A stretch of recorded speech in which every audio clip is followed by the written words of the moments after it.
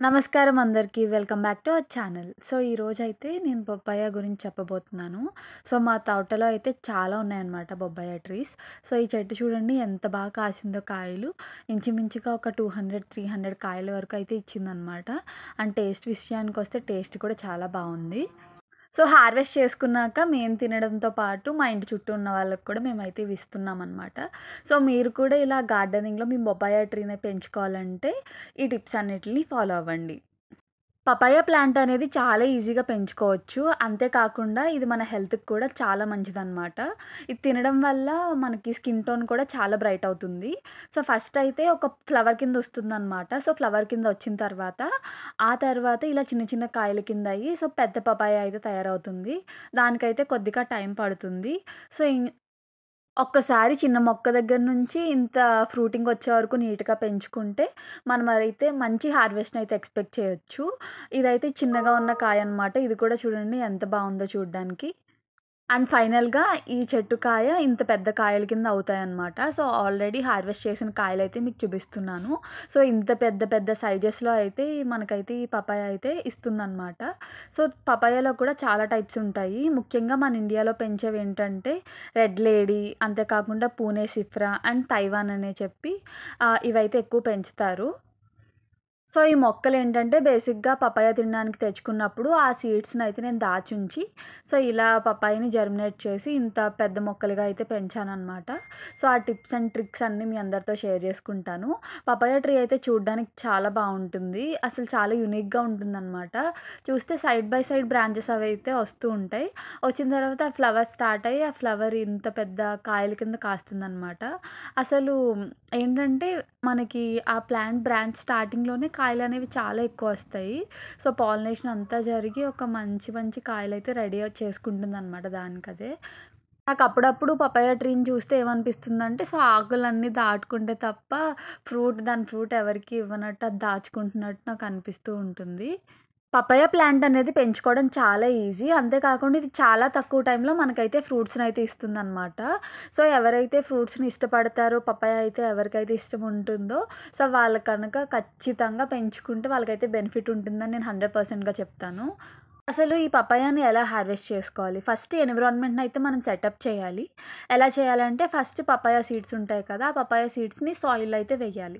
ఆ సాయిల్ ఎలా ఉండాలంటే, ఆ సాయిల్ మన మొక్క వస్తే ఆ మొక్కకి సన్‌లైట్ అండ్ వాటర్ కూడా చాలా బాగా తీసుకునేలాగా ఉండాలా మనం ఒక ప్లేస్‌నయితే డిజైన్ జేసుకోవాలి. సో, ఆ ప్లేస్‌కెళ్ళిన తర్వాత మనం సీడ్స్ వేసి, సో, అలా వాటరింగ్ ఇస్తూ ఉంటే ప్లాంట్ అయితే స్టార్ట్ అవుతుంది. సో, బేసిక్‌గా కాయ దగ్గర నుంచి ఇలా ఫ్రూట్ అవుతుంది కదా! సో, ఇలా ఫ్రూట్ అయిన తర్వాత దీని లోపల గింజలుంటాయన్నమాట. ఆ గింజలను తీసుకొని మనం ఒక ప్లేస్ ఫిక్స్ అయ్యి అక్కడికి వెళ్ళి ఆ గింజలు నాటితే మనకైతే మొక్కలొస్తాయి. లేదంటే గింజలన్నీ వేసేసుకున్న తర్వాత పొదల్లా వచ్చేస్తాయన్నమాట. చాలా వస్తాయి బొప్పాయ ప్లాంట్స్ అనేవి. సో, అలా పొదల్లా మనం పెంచుకున్న తర్వాత ఒకదాన్నొకటి తీసేసి ట్రాన్స్‌ప్లాంట్ చేసుకొని పెంచుకోవచ్చు.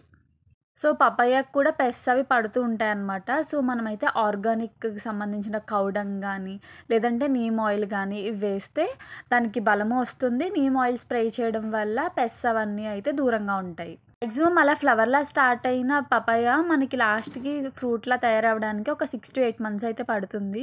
సో, ఇది కూడా బిగినింగ్ స్టేజే అనమాట. అలా ఫ్లవర్ అయిన తర్వాత ఇలా చిన్న చిన్న కాయల దగ్గర నుంచి దాని సైజ్ అయితే పెంచుకుంటూ ఉంటుంది. సో, అలా పెంచుకుని తర్వాత మనకి ఫ్రూటింగ్ వచ్చేసరికి 6-8 మంత్స్ అయితే పడుతుంది. సో, మీరైతే పచ్చిగా ఉన్నప్పుడు కోసుకోకపోవడమే బెటర్ అనమాట. సో, వెయిట్ చేయాలి. ఆ కలర్ అనేది యెల్లో కలర్‌లా మారుతూ ఉంటుంది. సో, అలా యెల్లో కలర్‌లో మారినప్పుడు మనం టచ్ చేసి చూసుకున్న తర్వాత హార్వెస్ట్ చేసుకుంటే బెటర్. అండ్ పపాయాలో అయితే మనకి పపైన్ అనే ఎంజైమ్ ఉంటుంది. సో, దానివల్ల డైజెస్టివ్ సిస్టమ్‌కి చాలా హెల్ప్ చేస్తుందనమాట. సో, ఎవరైతే డైజెస్టివ్ ఇష్యూస్ ఫేస్ చేస్తున్నారో వాళ్ళకైతే పపాయ అనేది చాలా మంచిది. సో, కాన్‌స్టిపేషన్ అయ్యి అవుతుంటే కూడా పపాయ తినడం వల్ల చాలా బావుంటుందనమాట. అంతేకాకుండా ఎవరైనా ఐటీలో వర్క్ చేస్తూ ఉంటారు కదా! సో, వాళ్ళకి బ్రెయిన్ వర్క్ చేసి, చేసి, చేసి చాలా వేడి అయిపోతూ ఉంటుంది. సో, పపాయ తినడం వల్ల మనకైతే కూలింగ్‌నెస్‌నయితే ప్రొవైడ్ చేస్తుందనమాట. అండ్ ఈ పపాయాలో చాలా విటమిన్స్ ఉన్నాయి. లైక్ మనకి పొటాషియం గానీ, విటమిన్ సి గానీ ఇవన్నీ దొరుకుతాయన్నమాట. సో, మనం చూస్తే బయట మార్కెట్‌లో ఏ స్కిన్ కేర్ ప్రొడక్ట్ చూసుకున్నా పపాయ ఫేషియల్ అని లేదా పపాయ క్రీమ్ అని చెప్పి ఉంటుంది కదా! సో, అంత మంచి ఫేషియల్స్‌లో, స్కిన్ కేర్‌లో యూజ్ చేసే పపాయాని మనం మన డైట్‌లో కూడా ఇంక్లూడ్ చేసుకుంటే చాలా బెనిఫిట్స్ అయితే ఉంటాయి మనకి. ఇక్కడున్న పపాయాస్‌లో ఫైబర్ అనేది ఎక్కువగా ఉంటుందనమాట. విటమిన్ సి కూడా ఉంటుంది. సో, అది మన హార్ట్ హెల్త్‌కి కూడా చాలా మంచిది. అంతే కాకుండా ఇమ్యూనిటీని అయితే వీళ్ళైతే బూస్ట్ చేస్తాయన్నమాట. సో, ఖచ్చితంగా డైట్‌లో అయితే ఇంక్లూడ్ చేసుకోండి పపాయాని. Vitamin A, vitamin C, antioxidants గల పపాయానైతే అస్సలు మిస్ అవ్వకండి. సో, చాలామంది అనుకుంటారు అసలు పపాయాని స్కిన్ ప్రొడక్ట్స్‌లో ఎందుకు యూజ్ చేస్తున్నారని చెప్పి. సో, దీంట్లో విటమిన్ సి ఉంటుంది కదా! అంతే కాకుండా విటమిన్ ఏ ఉంటుంది. So, vitamin A, vitamin C అనేది మన స్కిన్ టోన్‌ని పెంచుతాయన్నమాట. సో, అందుకే స్కిన్ ప్రొడక్ట్స్‌లో పపాయాని ఇంక్లూడ్ చేశారు. అంతే కాకుండా విటమిన్ ఏ ఉండడం వల్ల మన ఐ హెల్త్‌కి కూడా ఇది చాలా మంచిది. అండ్ ఇలా పండిపోయిన పపాయాతో మనం ఇంట్లోనే చాలా బ్యూటీ టిప్స్ అయితే ట్రై చేయొచ్చు. లైక్ బొబ్బాయ గుజ్జు ఉంటుంది కదా! బొబ్బాయ గుజ్జుని తీసుకొని మనం కొంచెం హనీ వేసుకొని ఒక 15 మినిట్స్ కనుక మనం ఫేస్ ప్యాక్ ఏసుకుంటే మన స్కిన్ అయితే చాలా బ్రైట్నింగ్ వస్తుందనమాట. సో, అది మనకి చాలా హెల్ప్ చేస్తుంది. సో, అలా కూడా మీరు ట్రై చేయొచ్చు. లేదా తేనె అనేది అలర్జీ ఉన్నవాళ్ళు మీరు మిల్క్ కూడా యూజ్ చేసుకోవచ్చు. సో, పపాయ గుజ్జుని తీసుకొని దాంట్లో కొంచెం మిల్క్ యాడ్ చేసుకొని స్క్రబ్‌లా వాడితే మనకున్న డెడ్ సెల్స్ అన్నీ పోతాయి. అంతేకాకుండా పపాయ ఆకులనైతే జ్యూస్ చేసేసి హెయిర్‌కైతే పట్టిస్తారు చాలామంది. అంతేకాకుండా డెంగ్యూ అవి ఫీవర్స్ వస్తూ ఉంటాయి కదా! సో, అప్పుడైతే పపాయ జ్యూస్‌ని ఖచ్చితంగా తీసుకుంటారనమాట. మెయిన్‌లీ ఫ్రూట్ కాదు. ఆ టైంలో అయితే పపాయ ఆకులను కూడా యూజ్ చేస్తారు వాళ్ళు. సో, బేసిక్‌గా పపాయ ట్రీ అంటే మనం అందరం ఫ్రూట్ కోసమే అనుకుంటాం కదా! సో, ఫ్రూట్స్ కాదు. ఈ పపాయ ట్రీకున్న లీవ్స్ కూడా చాలా హెల్త్ బెనిఫిట్స్ అయితే ఉన్నాయి. సో, మీకు చెప్పినట్లుగా. సో, ఖచ్చితంగా ఆ ట్రీస్‌లో ఉన్న లీవ్స్‌ని కూడా జాగ్రత్తగా కాపాడుకోండి. పెస్ట్స్ ఇవి అవి పట్టకుండా. సో, అవన్నీ కాపాడుకోవాలంటే నేను మీకు గార్డెనింగ్ టెక్నిక్స్ చెప్పాలి కదా! So, let's go. సో, మీరు కూడా నాలా హార్వెస్ట్ చేసుకునేటప్పుడు హ్యాపీగా ఫీల్ అవ్వాలంటే, ఇటువంటి టేస్టీ పపాయాస్ మీకు కూడా కావాలంటే, నేను చెప్పే గార్డెనింగ్ టెక్నిక్స్ అయితే ఫాలో అవ్వండి. సో, ఫస్ట్ అయితే పపాయ ట్రీకి వాటర్ అయితే బాగా వెయ్యాలి. కాకపోతే ఆ వాటర్ అనేది స్టోర్ అయ్యేలా ఉంచుకోవాలనమాట. అసలు స్టోర్ అవ్వకుండా ఉంచుకోవాలి. అలా స్టోర్ అయిపోతే చెట్టు అనేది పాడైపోతుంది. సో, ఎంత సాయిల్ బట్టి మీరు సాయిల్ మాయిశ్చరైజ్ చూసుకొని దాన్ని బట్టే వాటరింగ్ అయితే ఇవ్వండి. అంతేకాకుండా పపాయ ట్రీ అనేది బాగా పెరిగిపోతూ ఉంటే మీరు ప్రూనింగ్ చేస్తూ ఉండాలనమాట. ప్రూనింగ్ చేస్తే అప్పుడు చెట్టు అనేది చిన్నగా ఉంటుంది. మనకి ఫ్రూటింగ్ అది తీసుకునేటప్పుడు ఈజీ అవుతుందనమాట. చెట్టు గనుక పెద్దగా అయిపోతే మనం కాయలు కోయడానికి కూడా ఇబ్బంది అవుతుంది కాబట్టి ప్రూనింగ్ చేసుకోండి. అండ్ ప్రూనింగ్ అనేది మీరు ఇలా ఫ్లవరింగ్ అది స్టార్ట్ అయినప్పుడు మాత్రం చేయకండి. సో, చెట్టు నుంచి మనకి ఏం ప్రోగ్రెస్ లేనప్పుడే ప్రూనింగ్ చేసుకుంటే చాలా బెటర్. అండ్ ముందు చెప్పినట్లుగానే 6-8 అవర్స్ అయితే డైరెక్ట్ సన్‌లైట్ అనేది ప్లాంట్ మీద పడేలాగా అయితే ప్రిపేర్ చేసుకోండి. అంతేకాకుండా సాయిల్ ప్రిపరేషన్ విషయానికొస్తే వెల్ డ్రైన్డ్ సాయిల్ అయితే ఉండాలి. సో, నేను హార్వెస్ట్ చేసిన పపాయానైతే ఇలా పీసెస్ కింద అయితే కట్ చేశాను. సో, వీటికైతే ఎటువంటి ఫెర్టిలైజర్స్ మేము యూజ్ చేయలేదు. Organic fertilisers like cow dung అవే యూజ్ చేశామనమాట. అండ్ మెయిన్‌గా హార్వెస్టింగ్ ముందు వరకు మేము పెస్ట్ అండ్ డిసీజ్ కంట్రోల్ అయితే బాగా చూసుకున్నాము. ఎఫిడ్స్ లాంటివి అవేమీ రాకుండా అయితే కంట్రోల్ చేసుకున్నాము. నీమ్ ఆయిల్ స్ప్రే అది యూజ్ చేసి. అండ్ ఫ్రూట్ ఫ్లైస్ అని ఉంటాయన్నమాట. అవేంటంటే ఎగ్స్ పెట్టేస్తాయి. ఇలా రైపెనింగ్ ఫ్రూట్స్ ఉంటాయి కదా! వాటిపైన ఎగ్స్ పెట్టేస్తాయి. సో, అవి కూడా లేకుండా చూసుకోవాలి. సో, అవి కూడా లేకుండా చూసుకుంటేనే మన లాస్ట్‌కి హార్వెస్ట్ అయిన పపాయ చూడ్డానికి ఇలా ఉంటుందన్నమాట.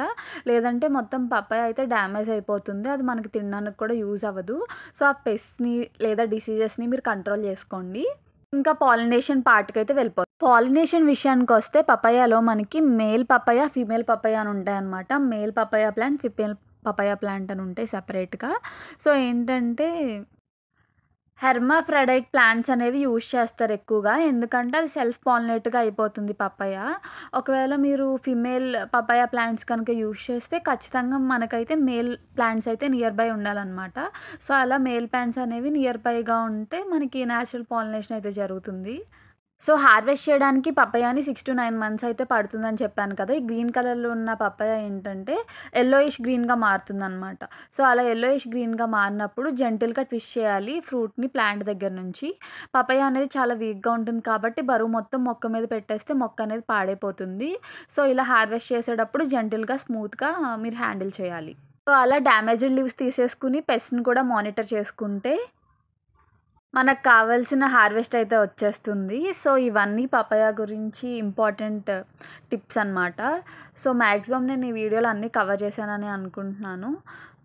చాలా రీసెర్చ్ చేసి ఆ డీటెయిల్స్ అన్ని వీడియోలో అయితే నేను పెట్టాననమాట.